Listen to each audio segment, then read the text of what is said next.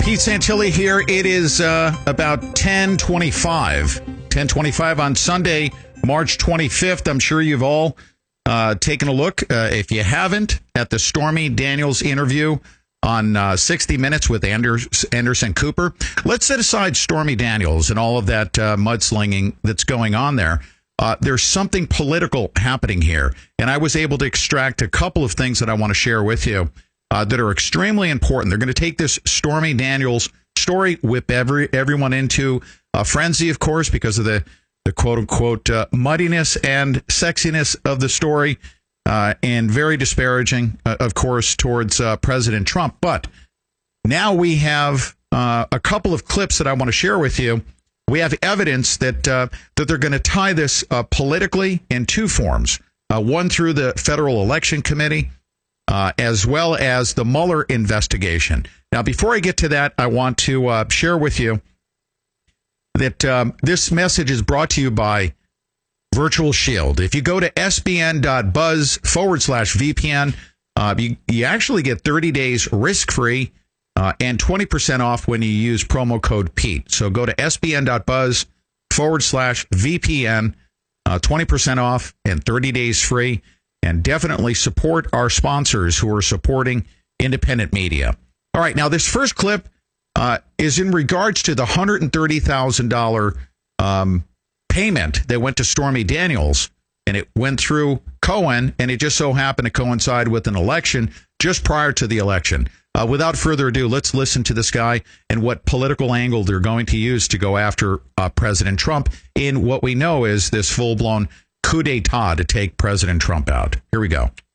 The payment of the money just creates an enormous legal mess for, I think, Trump, for Cohen, and anyone else who was involved in this in the campaign. Are you saying that can be seen as a contribution to benefit a campaign? I am. It's a $130,000 in-kind contribution by Cohen to the Trump campaign, which is about $126,500 above what he's allowed to give. And if he does this on behalf of his client, the candidate, that is a coordinated, illegal, in-kind contribution by Cohen for the purpose of influencing the election, of benefiting the candidate by keeping this secret.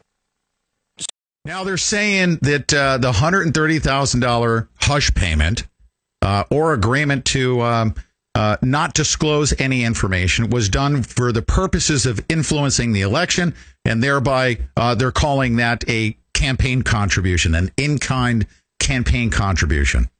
So very interesting indeed. Are they going to press that? Well, I'll tell you what, most people are not even going to read into what took place in this interview. Now, here's the second element, and a couple of very important things. The attorney for Stormy Daniels is a former political operative for who? For Rahm Emanuel, with some political bias, obviously leaning towards the left.